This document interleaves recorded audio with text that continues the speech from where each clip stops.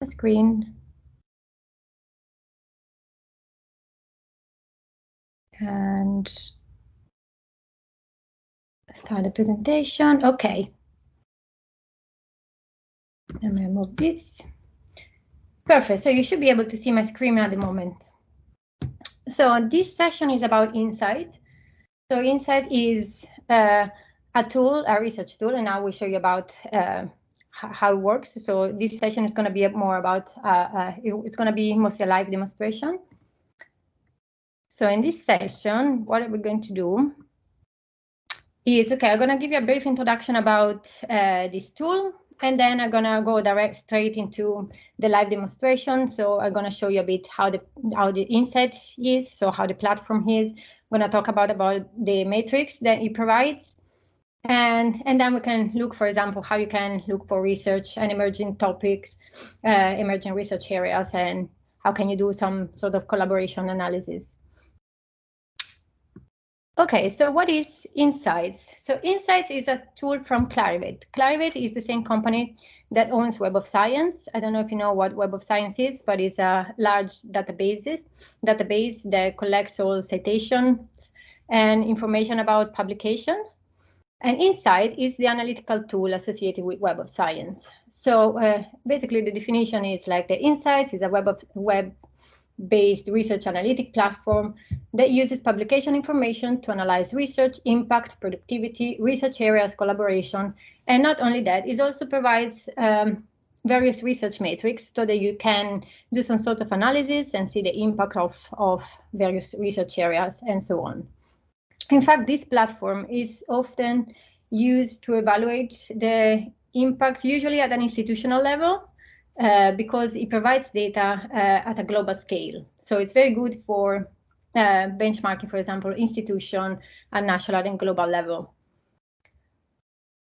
So because you're using data, so I think it's very important to understand where the data for this analysis are coming from.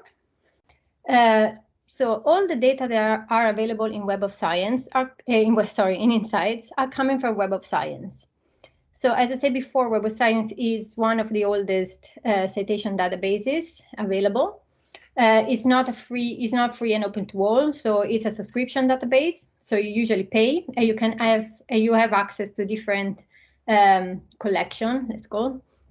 So Web of Science gives you the core collection, which is exactly the core of this database, which contains, for example, scientific and humanities articles and proceedings and other conference proceedings and other kind of things. So this is the biggest collection, and it's called the core collection.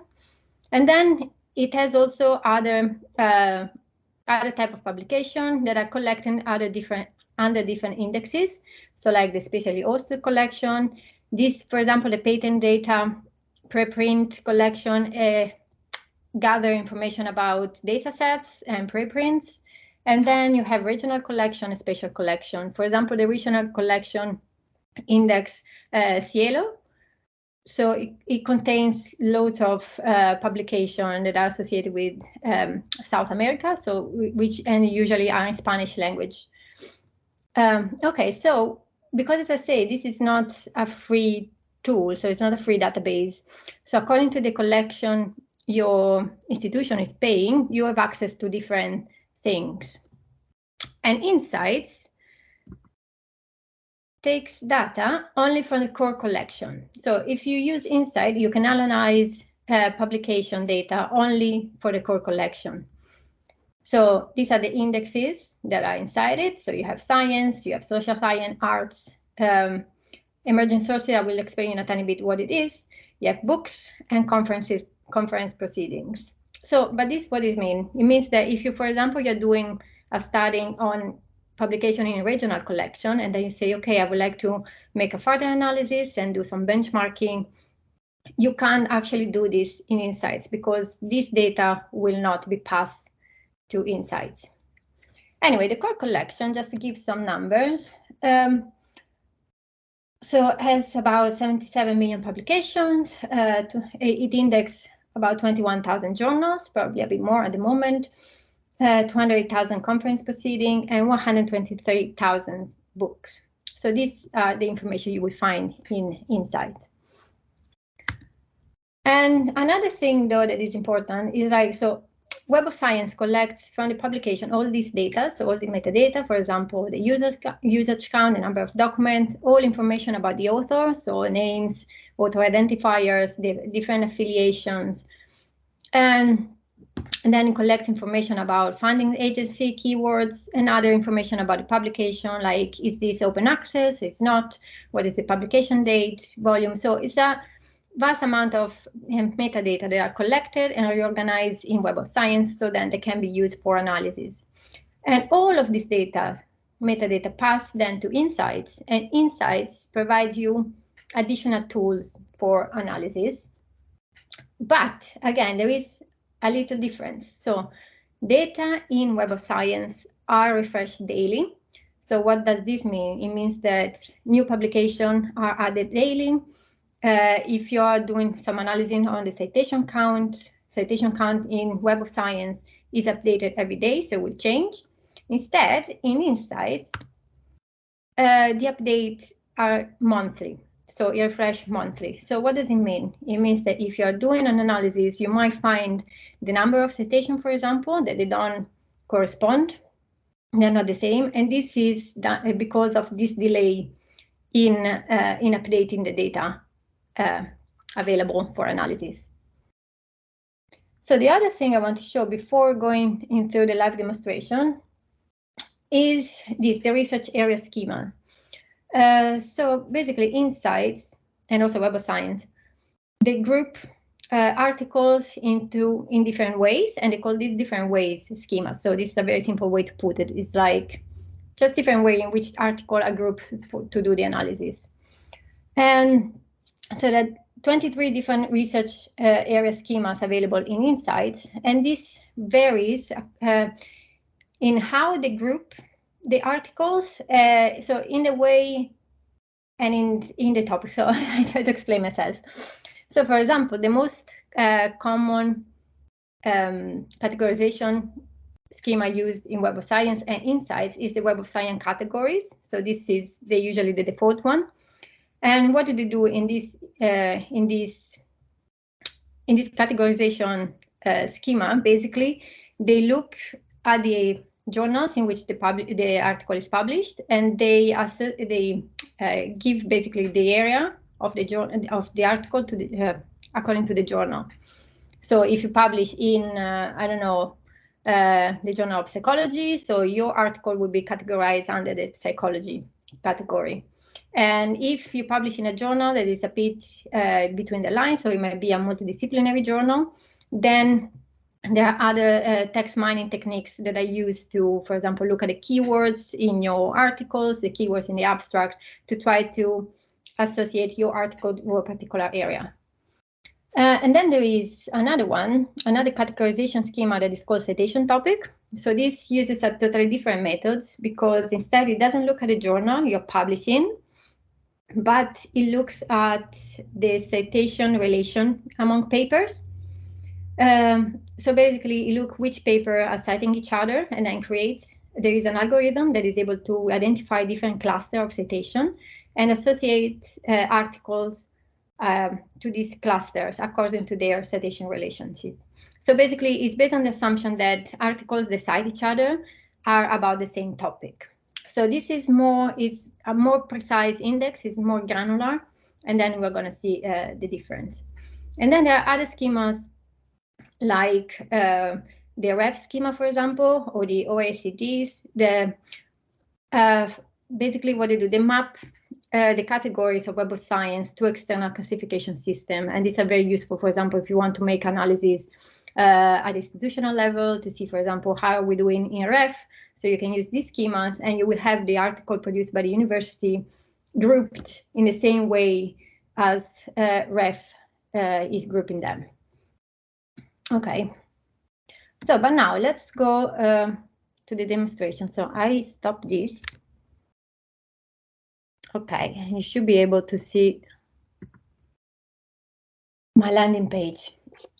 Okay, so this is the landing page of InCites.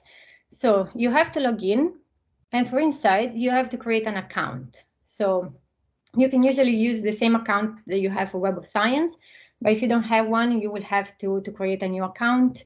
And registering is free because we pay the subscription, so you can register to the university.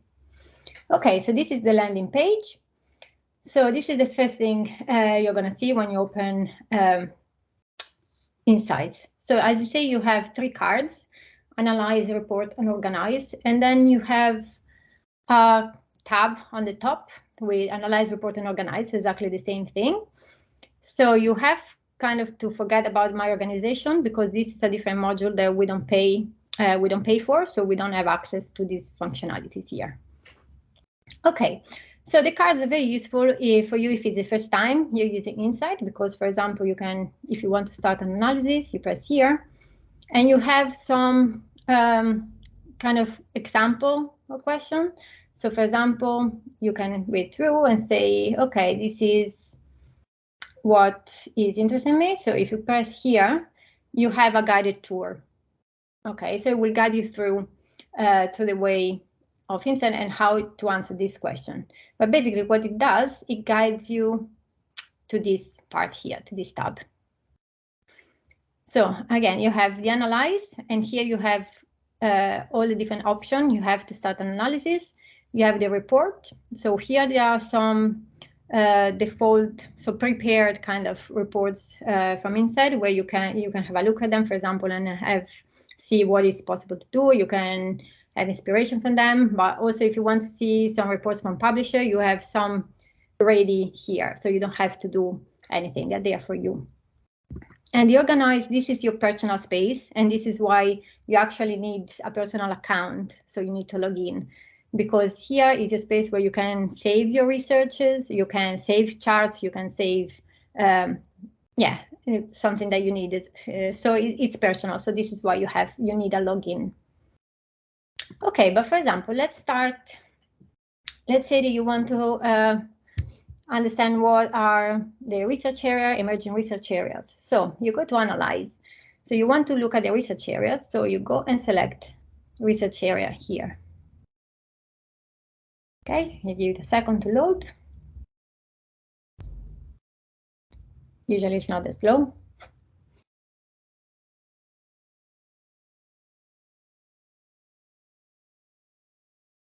Hopefully it's fine. Let me refresh the page.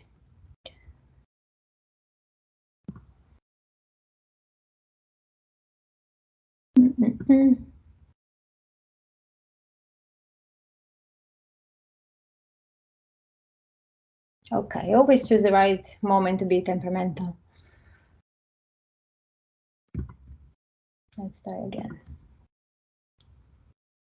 I can't believe it's not working. Okay, here it goes.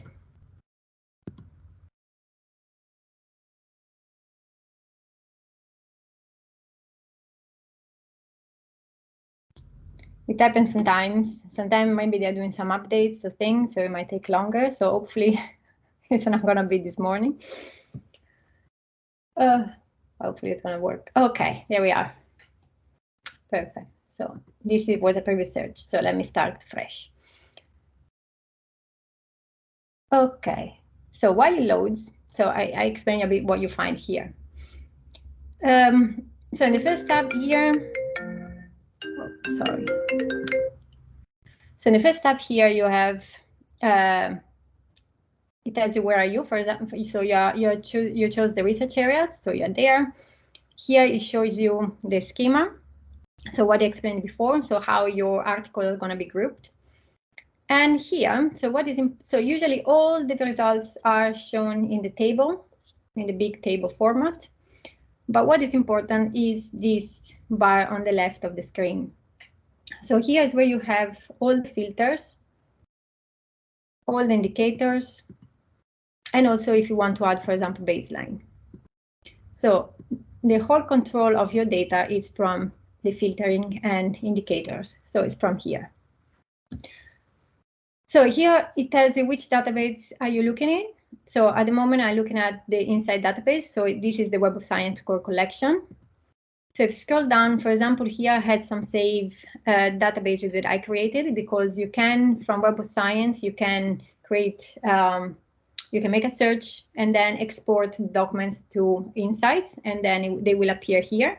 So you have different databases that you can choose from. But now I will just use the whole data set. And here you have this option that is to include or not documents from this index. So this index is the Emerging Sources Citation Index. So in this index are all the journals that at the moment they don't have an impact factor yet.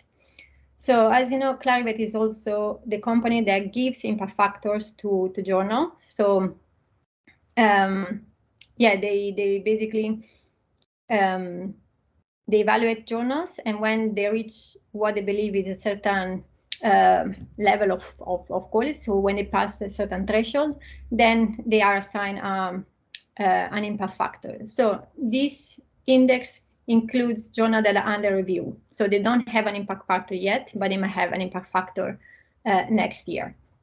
So you can decide to include it or exclude it, but usually I include it just to have a bit more coverage. So here you can choose the publication date. So it's totally customizable. It goes back to 1980s. Now, for example, I want something, let's say, from 2015 to 2020. Or let's say 17, not too long. So otherwise it will take too long to load the data every time. Okay, and here it tells you when there has been the last update in InCites. So it tells you where how far the publication here goes, basically. Okay, and now you have here all your filter. So by default, it will show you, so these are all the research areas according to the Web of Science schema, as you say here. But you can go here in this part of the filter, and you can, for example, select a different schema. So you can select the citation topic, for example, or you can select a particular area that you want. But what you see here, for example, you have already a list at the global level of how many publications correspond to each of these categories. So as you can see, at a global level between 2017 and 2020, engineering and electrical and electronic is been the category with the highest amount of articles published. Okay, so now let's say that I want to change the schema. So I go the citation topic because it's my favorite.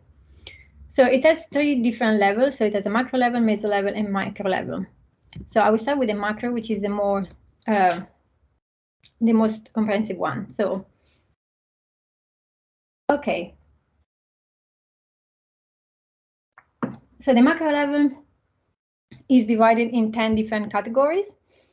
And as you can see, in this case, see the categorization system is totally different. So you have clinical and life sciences. That is the category with the highest amount of publication. Okay, so you can, for example, click one of these categories. You go here, shows only, and now it will show you. In a second. Okay, all the categories that are included in the bigger category of clinical and life sciences. So again, always in order of publication number, but you can change this order. So if you press here, they will go in ascending order. So you have radioactive tracer that has been the category with the least publication in this period of time. And neuroscience, which is the area with the most publication in this time. Okay, but let's say I'm interested, for example, in nursing. So I click nursing. And I go even a bit deeper. So these are the category. You should have done it, you didn't go. Let's see again.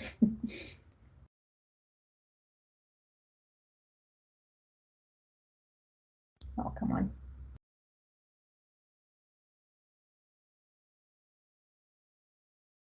sorry. So it's a bit temperamental today.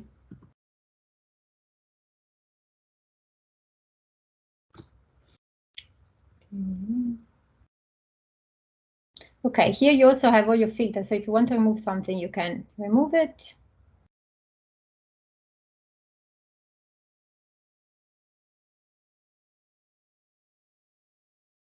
Okay.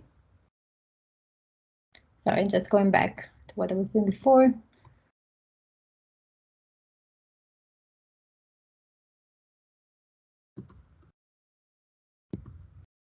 Okay.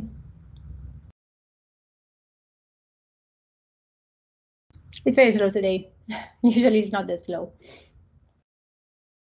Okay, so again, this we have the different categories, as I said before. Let's see if now it works, because usually this should give me now, okay, this now we are where I wanted to arrive. So these are all the categories that are under nursing, okay? So it goes even a bit more granular. So these are all the different citation topics you will find under nursing.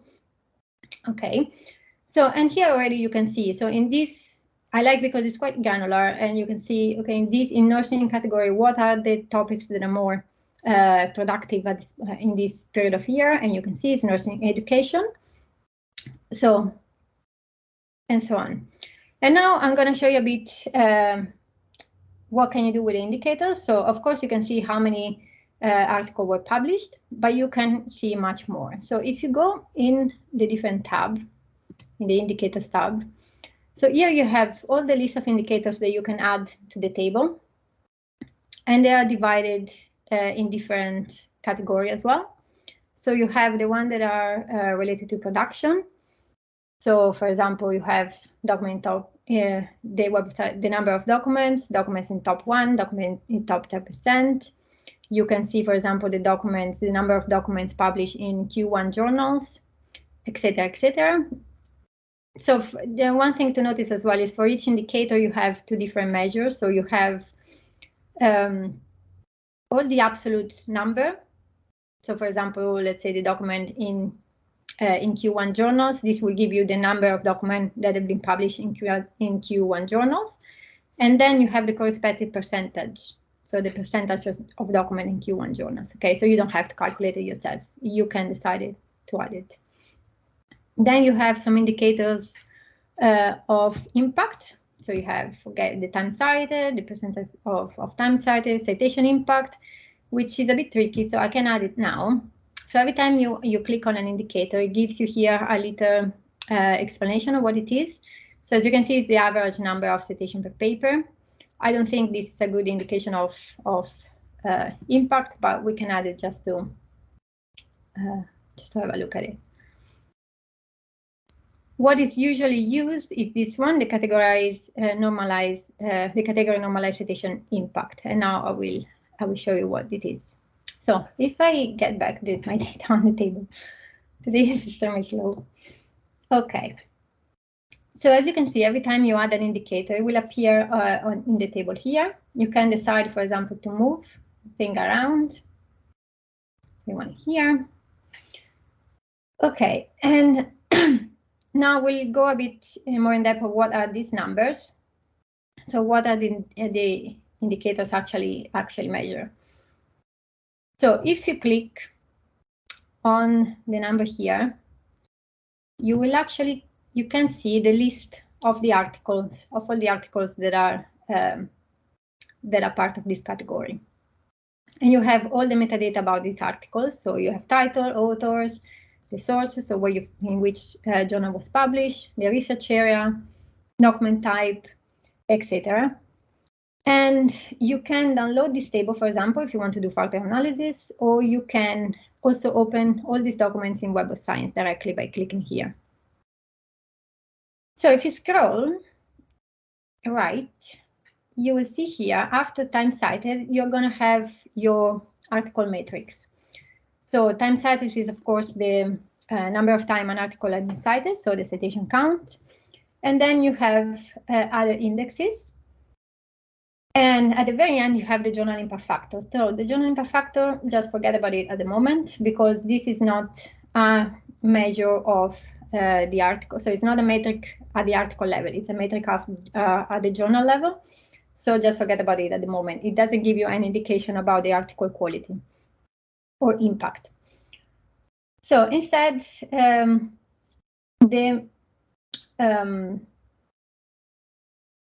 the indicators you want to look at are the category normalized citation impact and the percentile. So the category normalized citation impact is basically, it tells you how well you do in comparison with the average of the other article, basically how it is calculated. So here, Web of Science gives you other values. So it gives you, for example, the category expected citation. So this is calculated. So if you take all the articles that have been published in the same year and in the same category and the same type of article, so the same type as well of documents, so it can be article, it can be a review. This will be into different categories. So it takes them all these documents that have same year, same category, and same type, takes them all together, and it calculates the average of citation for each of this article. And this is the expected citation of an article published for this year in these specific categories. So to calculate the category normalized citation impact, basically you just take the times that an article has been cited and you divide it by the category expected citation, and you have this number as a result. So in this case, this is really high. So it means that this article performed actually 122 times better than expected. So this is really high. And you have the same thing for the journal. So this is another normalized indicator, but for the journal. So again, so you do the same thing, but instead of for the category, you take the journal, the articles all the articles that have been published in the same journal. You have this number, and then you divide your time cited by the journal expected citation, and you got this. So as you can see, this article is really he's doing quite well. And you can see this also from the percentile. I usually like the percentile more as a measure because it gives you a bit more context. So to calculate the percentile in subject areas, so again, you take all the publications that have been published in a year that are in the same area and the same document type. So you take them all, you create a list in basically descending order from the article that has the highest citation to the article that has the lowest citation, and then you divide this list in percentiles. So if you are, for example, like here, if you have a percentile of 100, it means you are the very top one. So it means that all the other publications that have been published in the same year and the same area have lower citation than this specific article. Okay, so if you scroll down, so this as well is very high, 99. So let's go to the other hand.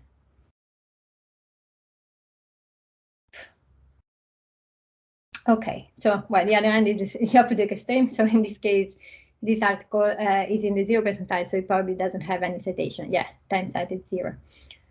But so on. So if you are, for example, in the top 10 percentile, it means that 90% of papers that have been published the same year in the same category have got less citation than you. So it gives you a context, because when you use the journal, the categorized normalized citation impact, you have a number, you will say, okay, I perform like 20 times better than average, so it's really good, but you don't know how the other are performing actually. So you don't know how many other people perform as well as you. Instead, the percentile gives you this number, so you know, okay, I'm in the top 10.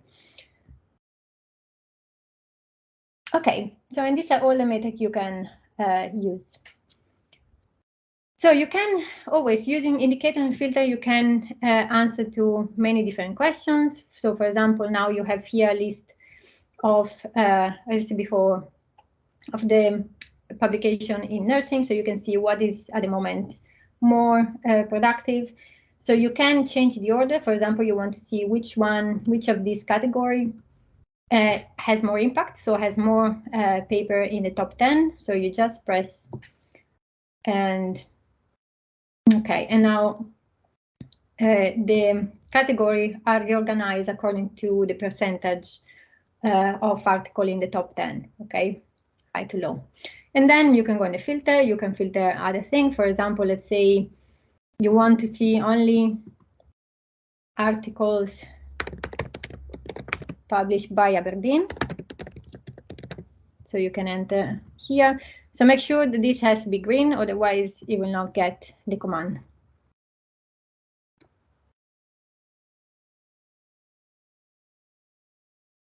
And now, okay, you have all this publication in nursing, and these are specific for the University of Aberdeen. So these are the one affiliated with Aberdeen. Okay. So again, here you have all your filters. So if you want to remove something, you just press here. Okay. So now I will show you, if you go on the visual,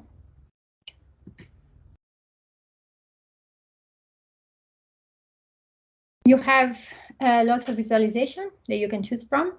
So for example, you can have a tree map, but if you go here, you can choose, for example, a bar chart, bubble graph, trends, and so on. So you can create a word cloud, for example.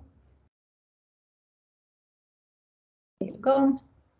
And here, for example, this word cloud is defined by, so the bigger the letter is, the higher is the amount of article.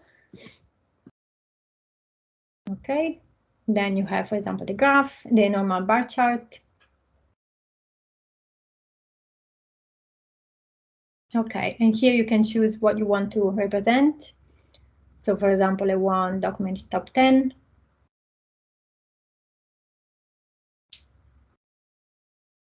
Today is really slow. There you go. There you have it. You can have a maximum of 18 category at this point. And then one thing that I think it's nice for if you want to do an analysis regarding the research areas is the scatter plot. Okay, so what you have here. So first of all, you have to look at the X and Y axis, and you can choose what you want to represent. So in the X axis is usually better to put Web of Science documents. But then, of course, according to the question you have, you can change. And then, for example, in the Y axis, so this is quite interesting. So if you look at the number of documents and the amount, the time cited, you can see that it's very, there's a good correlation because it's obvious, right? So the more publication you have, the more citation you will accrue, right? So this is why the count number of citation is no good use, honestly. So for example, you want to see again your document in top 10%.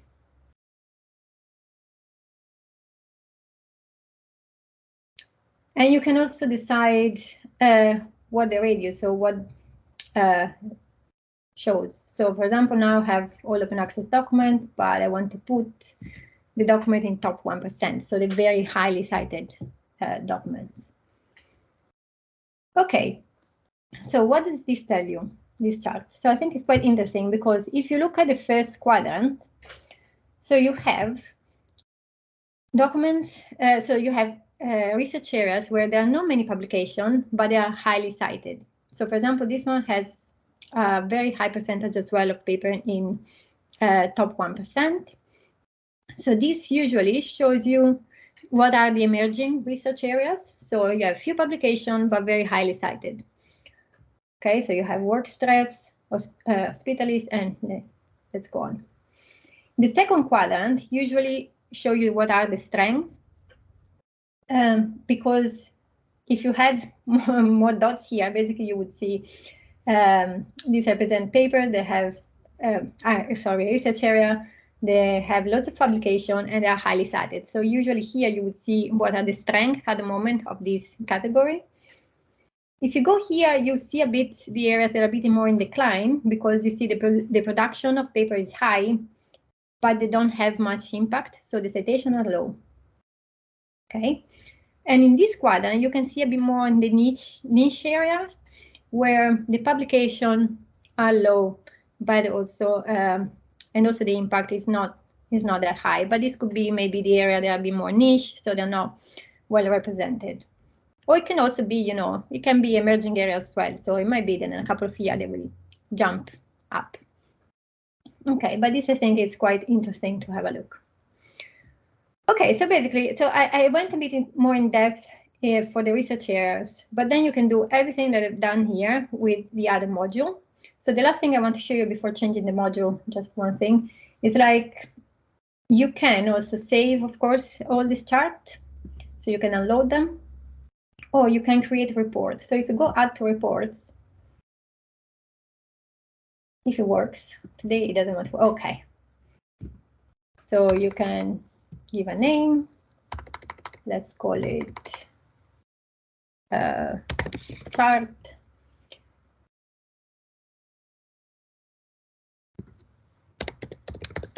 So you create a report.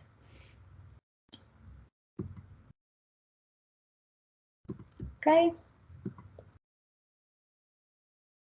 And now you will find it here. Here in your folders. Okay.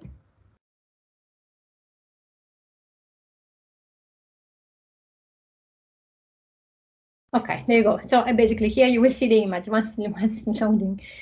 Yeah, and you can add as many as you want. You can save it, you can share it, you can download it. So you can create a kind of mini dashboard for your own use. Okay, now if I go back to analyze, so everything I show you, you can do exactly the same thing with the other module. So it all depends on the question you have. So if you want to say, for example, let's say you're always interested in nursing, but you want to see which are the best university at the moment in nursing. So which one are the universities that are producing more paper or they have more impact. So if you go in the organization, so now I'm in the organization module, you go in the research area and you have to go and look for the nursing.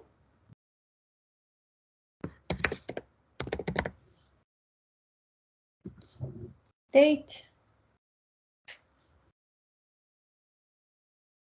I'm just going to just show quickly because then I see the time is running out already.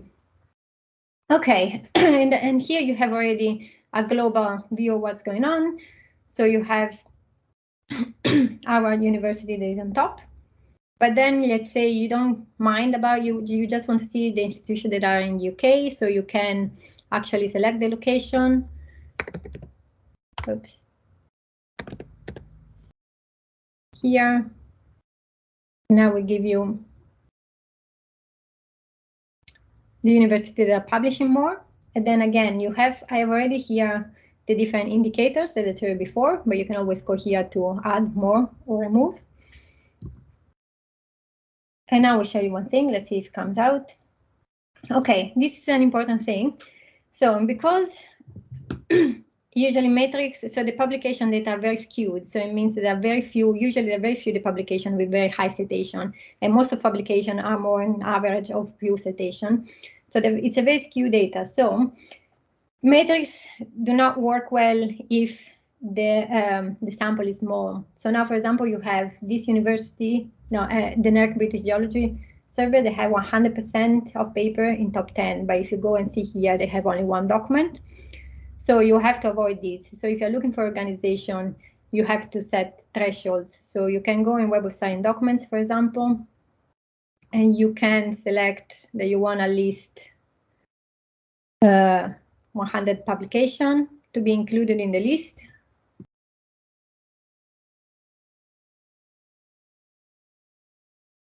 Okay. And so you remove this kind of bias. So okay. And then let's say as well, you want to see, for example, for the collaboration. So if you want to do a collaboration analysis, and then I stop because the time is running out. So you can use one of these three buttons here. So you have to see collaboration with people, collaboration with organization, or location. So if you have a person in mind, you can press this and add the name of a researcher, for example. But let's say always that they want to see all the articles that have been done in collaboration with the University of Aberdeen.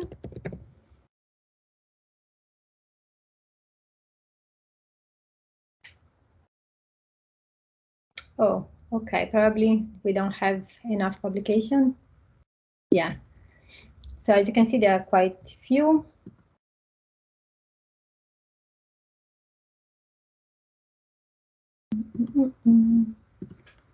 Let's see.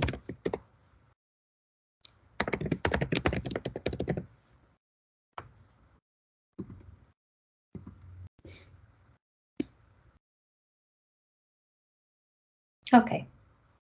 So now here you have, so we're just having problem loading. Basically here shows you how articles have been done in collaboration with Aberdeen. And if you go in the visual, you have a nice visualization, which is this. And it tells you pretty much which are the stronger collaborator for the nursing. No, this is why I removed the web.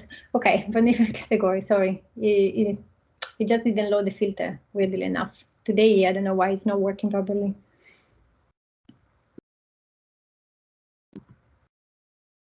Let's see again.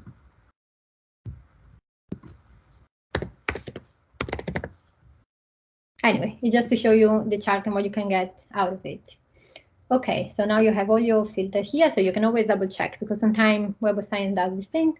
Sorry, InCites does this thing. Okay, and so here you have your collaborators. You can choose what the bubbles represent. So for example, you want top 10.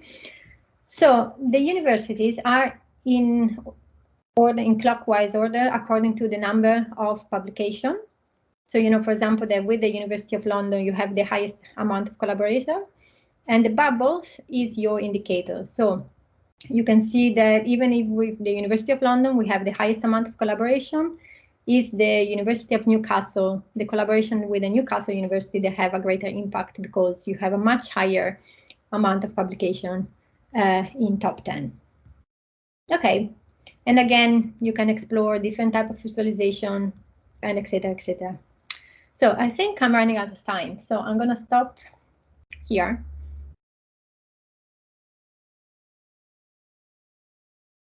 Okay, and I'm going to stop the recording.